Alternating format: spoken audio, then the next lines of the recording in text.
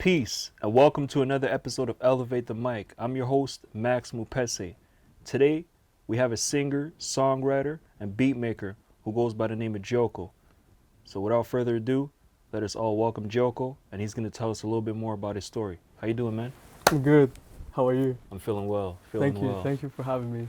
Truly honored. Hey, it's always a pleasure. How was the trip coming here to It was chill. downtown? Yeah, I thought it would take longer, but find parking spot right in front. Because it was a move. You're kind of used to it at this point. Yeah, I know the tricks now. So, could you tell us about the name Gioco? Is that your government name, your real name, or how did you come up with that name? Actually, my real name is Giovanni. Okay, Giovanni. Yeah, and growing up, like in high school, amongst like Latinx friends, we all call ourselves Loco. It's like, yeah, Right. homie, you know, say, hey, Loco. Mhm. So one of my friends, Elias K, he used to call me Joe Loco. And then I was like, oh, one day I was in bus, you know what I'm saying? I wasn't driving by the time. And I was just thinking of it. I was trying rapping at the time. I was like, what name can I use? And I went like for different names. And I was like, what if I merge Joe and Loco and I make Gioco? And after that, I kind of realized Gioco means game in Italian and Gioco. Right. You have to say it with the hands too, yeah, right? exactly. Out of appreciation, right? And in Wolof, from Senegal, it means dialogue. Also, let me know if it's true. Maybe it's not, but that's what I know. So it's kind of a game of dialogue. Okay. Kind of writing, you know, I started writing poetry. That's the first.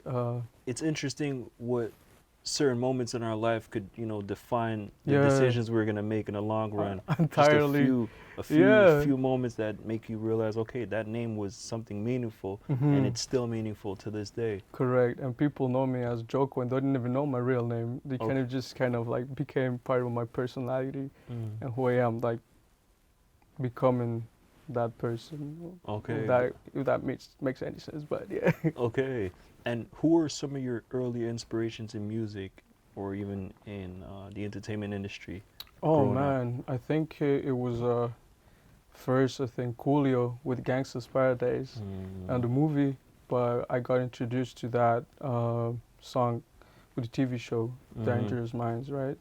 And I was just like, what is this? It was new. It was in Mexico back in the days.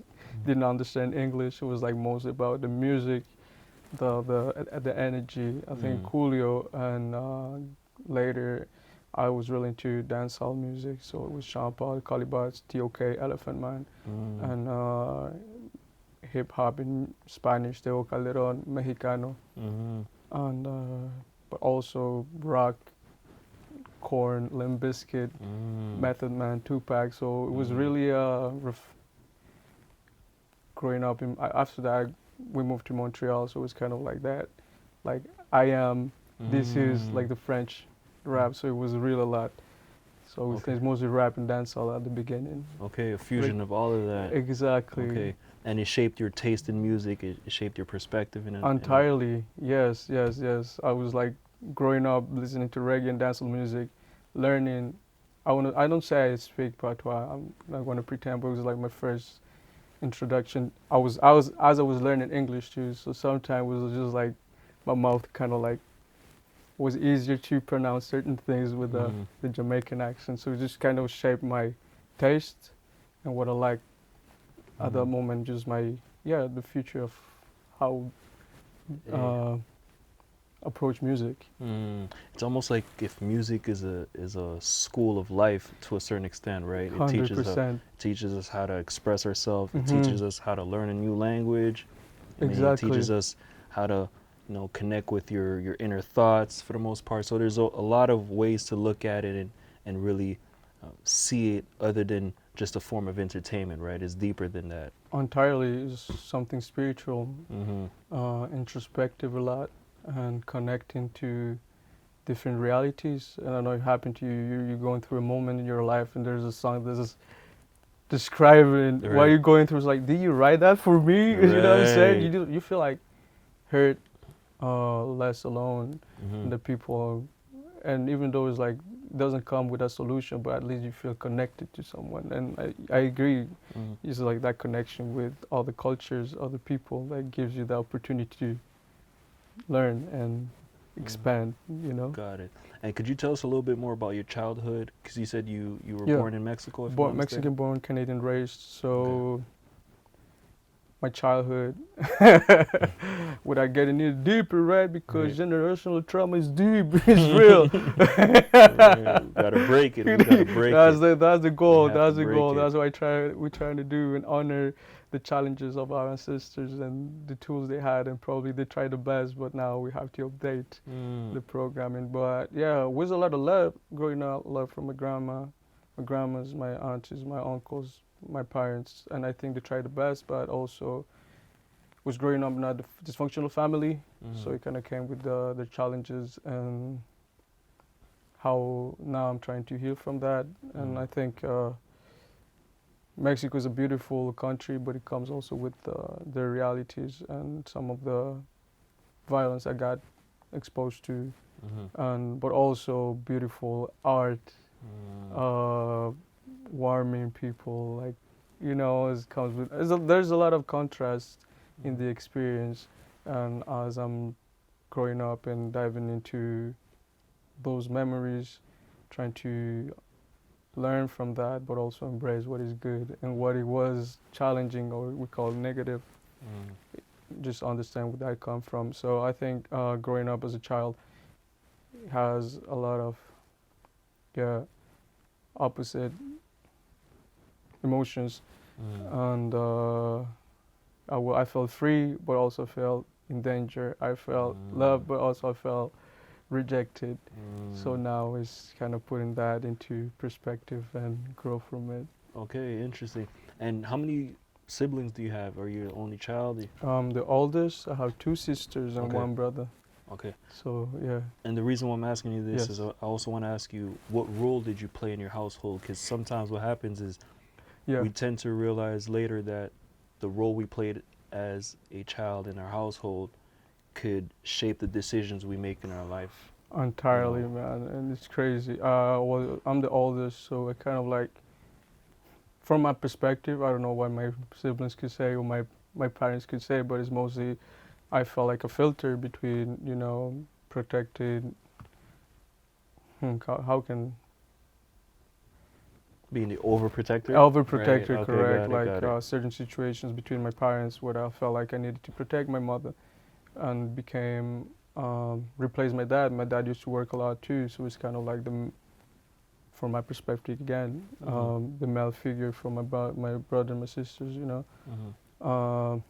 And it's crazy that you say that, because now I feel like in my relationship with others, especially romantic relationship, it kind of like becomes natural instinct to get that overprotective approach, and I'm trying to, you know, work on that and not step on a person's toes. Exactly. Right? With my friends too, you know, kind of like I'm valued because of what I do and not because I exist, and I'm just a person and I don't have to compensate for any type of things. So yeah, I feel like with that role came a lot of sense of responsibility of taking care of other people, which is natural, but also I'm trying to find the balance between, you know, when I can give and feel like I need to be there, but also like when it's not needed.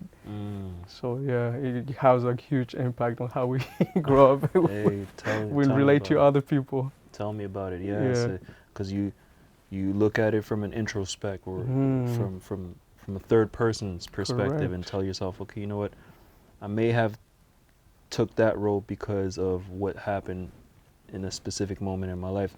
So could you tell us about a defining moment as a teenager that shaped your character and made you want to choose a certain path in life? Man, I feel like I was around 12 and I was starting writing poetry at the time. My family is very religious, even though right now I'm not religious, but that was my first type of spirituality I got exposed to, thinking there's something bigger than us, beyond. And I was writing about God, right? And I just wrote this sentence. It was like, God don't give you an obstacle you cannot overcome. I wrote it down. That's what my mom used to say, and I like kind of drew a cross on top of a hill. I left it there. And the next day, my mom comes to me and she says like, "Oh, did you write that?" And I was like, "Yeah, I did." It was like, "I sent it to your aunt in Mexico, who was going through a very hard moment in life and just started crying because that's something that she needed to read." Wow. And I was like, "Oh, what is this?" Wow. You know what I'm that's saying? big. I was like, "What is this?" And I was like, "Damn." And I was started like writing my own stuff. So I think there's a moment when I realized that words have an impact and have the power, and if we can share it with the people at the right time, it can have something beautiful in it. So I think at the moment when I started writing poetry, and then I was like, how is the easiest way to share it with the people? And there's like came when music came, you know. So I think that's one moment, and just growing up, learning about emotions. For me, poetry was my first therapy.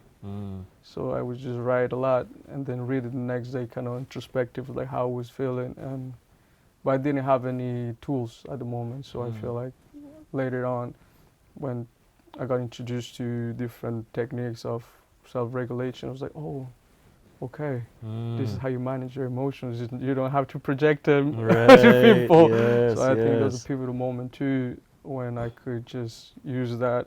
It's good to feel them.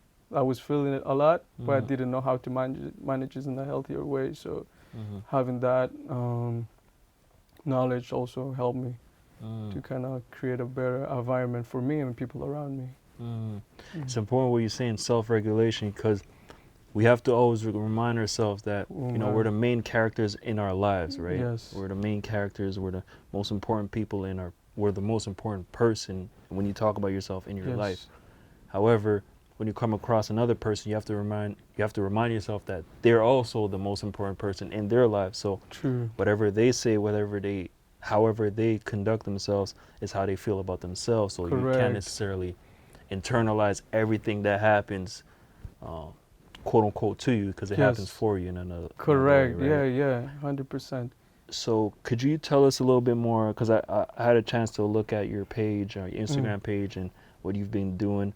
It's very new. There's a lot of nuances, right? It makes you think. It makes you go into another dimension, right? Shit, that's what I get. you. I really get that Appreciate impression. that. So could you tell us about could you tell us what would you like your listeners to get from the music, from the song you created called Daddy Issues? I mean, when I created it, I have no expectations. It was mostly a necessity of letting that go. I have a hard relationship with my dad growing up, and I have to work on that a lot. So when I was writing that song, it took me like, the first version of it took me like 15 minutes. I was crying. I was like letting that go. That's those challenging feelings and how I felt about it. And I feel like looking back when I re-recorded it and I put it out, it was like, especially and everyone has the challenges, but from a male perspective, being vulnerable about such a challenge or issues, like we can be vulnerable and it's okay, and we all have our challenges, but it doesn't define us. That issue with my dad doesn't define me, even though it really had an impact in my life and growing up in my development. But it's also, there's solution and there's a way to grow beyond that. So I feel like that's mostly, it was a necessity. It was also after a way to share with people, and people that, like we were saying, probably can unfortunately go through that. They're not alone, and it's okay. And we can, it's like, it happens, but it doesn't define us. So that's what you want your listeners to get from it, like that moment that they go through does not necessarily define them. 100%. Although it's valid to feel whatever you want to feel, you know. All right, got it. So, is Franglish Lord? Can you elaborate on this meaning? I think it came with a little bit of ego when I was writing it. When I look back. Okay. I mean, it's Franglish. It's like, grow up in Montreal, have the chance to learn different languages, and the ones I'm more fluent in is French, Spanish, French, and English, right? Is how I approach my music too. So I felt like I was gonna be like, I'm the one, but it doesn't mean anything. Okay. Like looking back, it's like I'm the one doing this, fluidly. But Right. as I see more people doing it, it's like it doesn't mean who is doing it or who was the first doing it, because before me it was like Paranoids that I can think of. It was an amazing artist too, who was doing his thing in 3 different languages. It's kind of impressive. Now it's like, yeah, like just that's Montreal, right? Just like natural for us. We can have a conversation, switch it to 2, 3 French, different English, languages, yeah. and it's natural. We're not trying to brag about it. This is the way we communicate. I'm trying to do the same in my music, and sometimes it's a challenge, right? So just like, what if I rhymed this in Spanish, this in French, this in English? Kind of like also like sport. You know what I'm saying? Trying to push myself. I think that comes the ego part. Is I'm trying to push myself to create that hybrid music, but also representative of our culture here.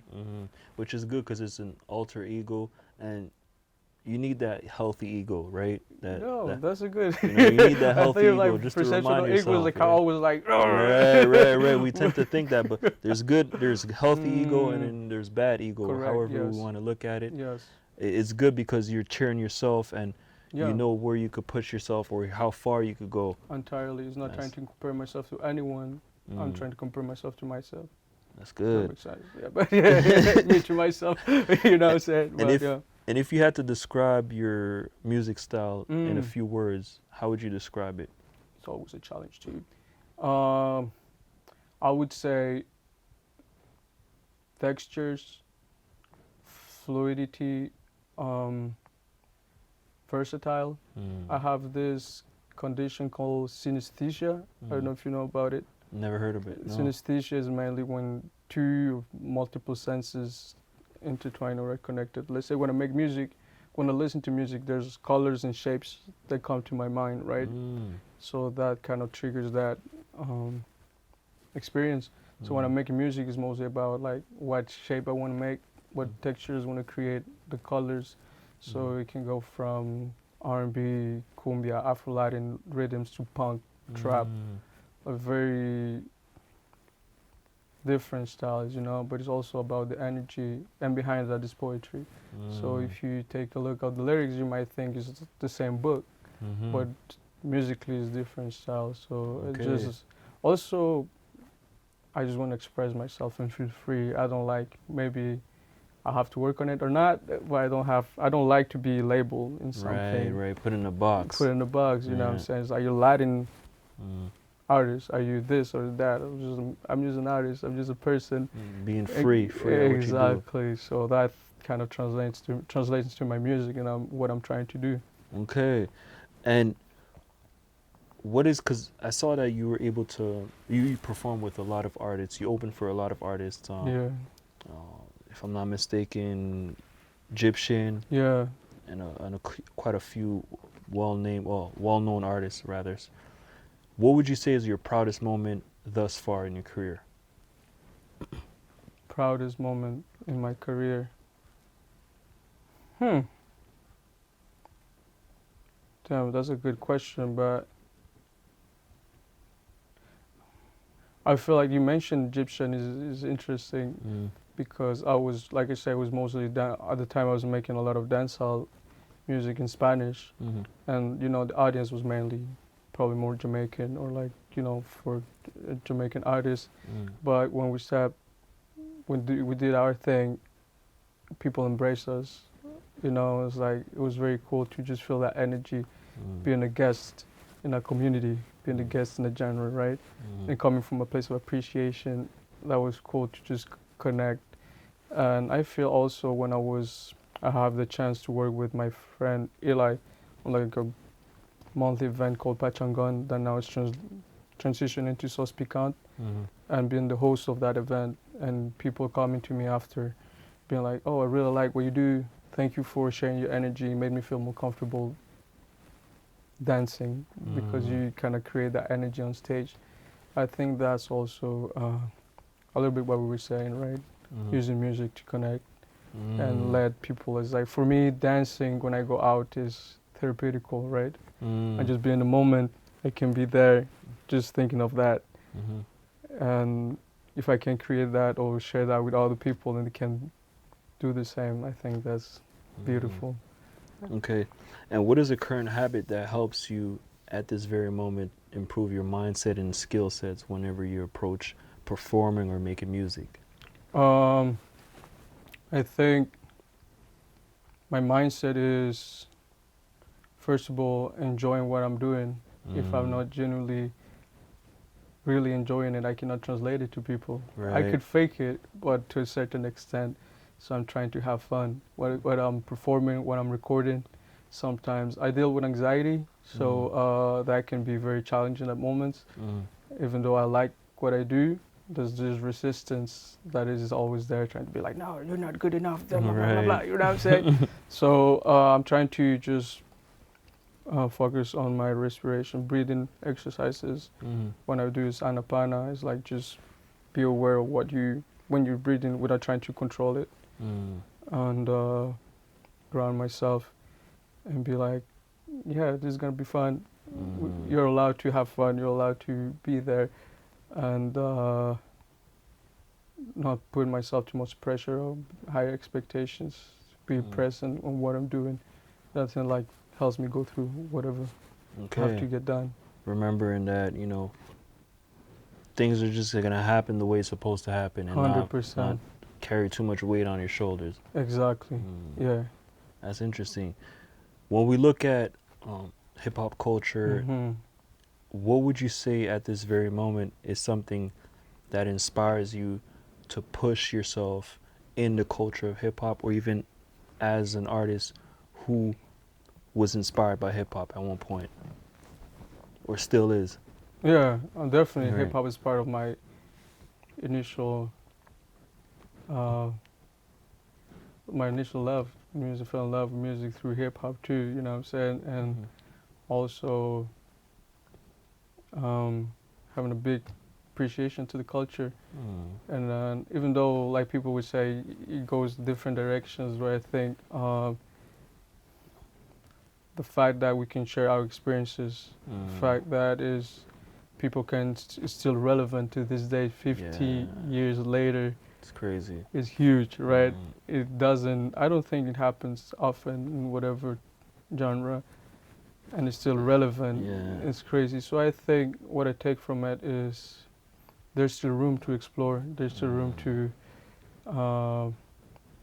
share. There's still room to even still love the genre, right? Doesn't matter what form is taken today, because they have evolved throughout the years, right? If you ask someone for the 80s, who say, no, 90s is whatever. Right. Some for 90s, 2000s. Every like, generation think they're better than the other one. Yeah. Yeah, exactly. So And the I previous- think it's just embrace that too. It's changing, but the energy, the love, I think the carries is stay the same. I want to believe. So it's just pushing that unity that comes from it, Togetherness, yes. Exactly. Through different moments, challenges, environments, we can have this conversation here because of the love of hip hop. You know That's what I'm real, saying? yeah. It doesn't matter what you look like, who you are, where you're from. We have We're that one, connection. yeah. Correct. So that's what I say. Good stuff. Now I'm going to go into a segment where we call it If You Had a Chance To, meaning if you had a chance to sit in front of your 16-year-old self, what would be the first thing that come to mind, and how would you approach that conversation? Man, I would just give him a big hug, tell him like, thank you for going through whatever you have to go and still here. I would tell him you're enough, you're loved, you're gonna be okay, you're doing amazing, believe in yourself. Just like we were saying earlier, let go of that pressure, just be there and it's gonna be okay. And actually, I wrote a song with my friend David about it. They said, if I had a chance to go back to the past and tell that kiddo that I'm so real life. Oh, if I had the chance to go back to the past and tell that kiddo that I know it's hard and I'm sorry life just does so little, If I had the chance to go back to the past and tell that man in his early 20s that he's trying the best he can. It's poetry right there. You know what I'm saying? So it's that. It's like, you're good. You'll be good. You're doing amazing. Don't stress too much. Don't stress too much. You're enough. Just do your thing and believe in that. Yeah, that's Yeah. it. Believe in that shit. You can say it. Yeah. I'm gonna say, okay, believe in that shit for real. You can say it. I mean, Yeah, man. And I have the last few questions. Yeah. What could we expect from you in the next 5 years? Damn. As a person, artist, however you want to claim it. Yeah.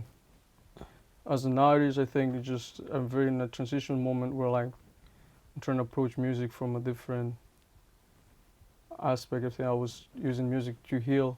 I'm trying to project into more comfortable themes.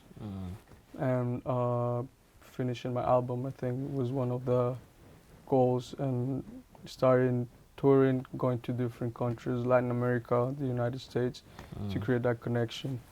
And I'm still figuring out what approach I want to have, you know what I'm saying, in terms of like, film music was this teenager dream back in the days that just kept me going. And I was like, okay, in a more mature way, approach business also, what direction I want to take. So I would say making more music, being more constant on releasing my music, playing more shows, going to other cities, countries, and expanding, maybe not even music, just maybe visual arts, directing my own shit, fashion, just giving myself to explore. Experiment. Exactly. And as a person, I think just being more grounded, present, in touch with what I have to feel, but also more regulation and embracing abundance and the resources that are there and I can actually take, and it's okay. Just being probably sharing my experience with other people, what I've been learning, passing on to the next generation. What I have this thing is called What Nice. We are the new ancestors. So that's my approach. Like we're trying to heal, we're trying to be the reference for other people. The next The generation. next generation. That's I think good. is the focus I'm trying to get into now. Life always feels better when we think in abundance, huh? Yeah, it's true. Yeah, It's it crazy. Feels better. Tap into that energy and it's actually there and it can be possible. That's yes, good. Yes. All right. Now, last few questions, like I said, Yeah, man. before I ask you, how could the viewers get in touch with you? Could you tell us about the RGL, which is an Amapiano remix? Yeah. The new single you released. Could you tell us a little bit about the single and what's the inspiration behind it? 100%. RGL stands for regalo. That means gift in Spanish. So the original version produced by my man Unga. Shout out to him. And that song is about a gift. What can I give to people around me in a relationship? Is like we were talking about it, like that love, time, respect, self-regulation, giving that, taking care of myself so I can take care of other people. You know what I'm saying? Be my priority, not in a selfish way. But if I don't, I cannot share it with other people. So that's the regalo, that's the gift I want to give in this human experience and to myself, you know? Right. I hope they heard that. Pouring from a full cup, not an empty cup. Yeah, I was thinking of it, but I didn't know. I didn't know. From So a you full take cup. something, it's like The cup is full, so you could pour eventually. You know? 100%. So thank you. Yeah. Pleasure. Last question. And then, if I don't mind, just the Amapiano remix. Yes, Sorry go to ahead. interrupt Oh, you. yeah, Yeah. go ahead. So that was the original version, and I was exposed to Amapiano like 4 years ago, and I didn't connect to it because it was different from what I was used to. Like, I come from dancehall hip hop scene, right? So the kick is more in your face, and Amapiano is very chill. It's like more smooth. And I didn't connect. And fast forward, like last year, R.I.P. Costa Titch, I just discovered his music, and that was the door to get into Amapiano. And I really fell in love with it. And I actually produced that new beat with my friend Dayside, who helped me with some arrangements and mixing it. So it's like, also for me, it's like, that was the first beat I ever produced. Right. I mean, I produce other beats, but I ever released. So it's Mm. like I did it, and just coming from a place of appreciation to a genre too. So it's like, this is what we can do also. That's good. Yeah, it was a challenge, but also it was fun. Mm. And how could viewers stay in touch with you or even learn more about your music and follow you on Instagram? Yeah, Instagram is always, I think, my main page, or the way I can connect with people. So it's GIOCO999, and Spotify and all digital platforms, GIOCO, but mainly Instagram. Got it. Perfect. Yeah, man. Hey, it was a pleasure sitting down, learning about your story, learning about your mindset as it pertains to music. One thing I like to say is like when you show up as your authentic self, it's gonna resonate and people are gonna appreciate you for being who you are. So keep being yourself and Appreciate that. Thank you. don't look any other way but within, you know? Yeah. All right, Thank you. man. Thank you, Pleasure. brother. Absolutely, 100%. Yo, man. So it's another episode of Elevate the Mic, where we elevate the mindset and skill sets of individuals who are part of the hip hop community. Peace.